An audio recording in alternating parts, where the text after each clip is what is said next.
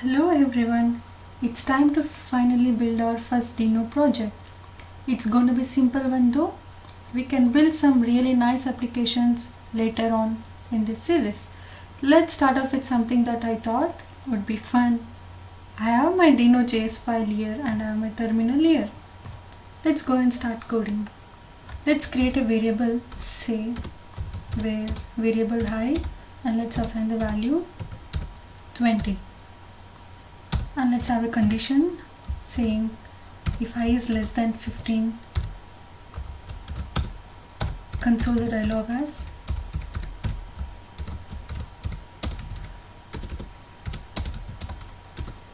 I is smaller than 15, else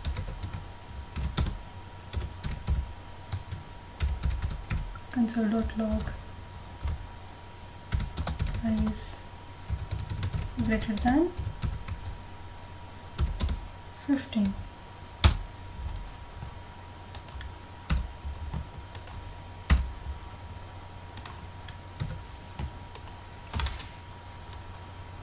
There you go. If we save this and run it, save this program and run this program using dino run dino.js.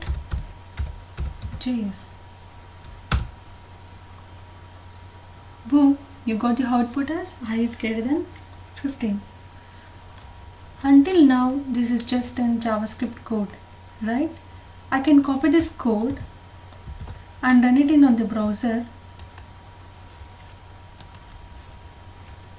Clear up this stuff.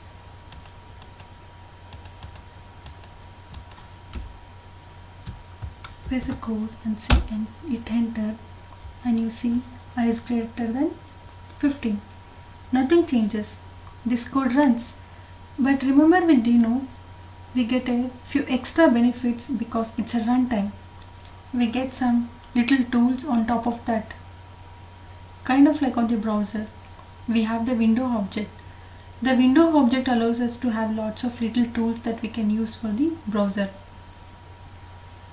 With this window object, we have the index behind, the navigator, if you come across actually. So these are all things that are non-JavaScript that we have. And just like the Dino comes with its own features, what we call as API. That is the things that are not JavaScript. These are all the APIs. And we will talk a little bit more about this later. But the one I want us to try using is dino.args. Here is the documentation for that. Let me show you. So instead of assigning the value to the variable height, what I'll do is say use dino.args and assign the value as index.array and assign the value 0. So now if you run this code, dino run dino.js and pass the value 20. Boom, you got the same output, I is greater than 15.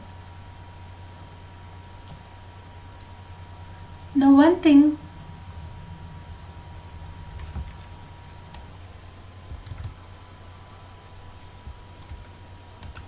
there are a whole bunch of other APIs that you want to try.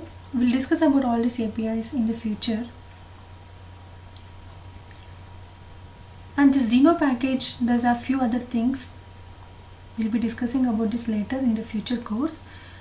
Dino is just a runtime, not a programming language. But by having our Dino on our machine and this environment setup, we are now ready to rule the world with Dino. And this is just an exciting part, you see. JavaScript initially was just for the browsers. We can run JavaScript on the browsers, but now the things like Node, Dino, JavaScript just becomes a general scripting language.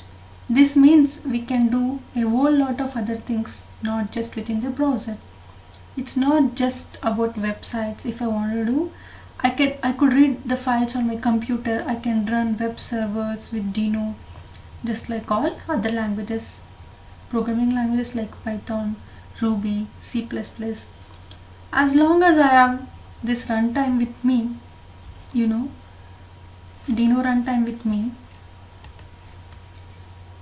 and Dino as all the nice things that it adds for us on top of just writing JavaScript.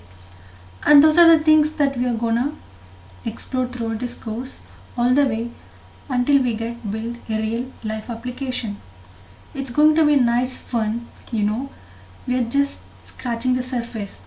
But I hope this gets you excited because this is just the beginning. Hope this video was helpful.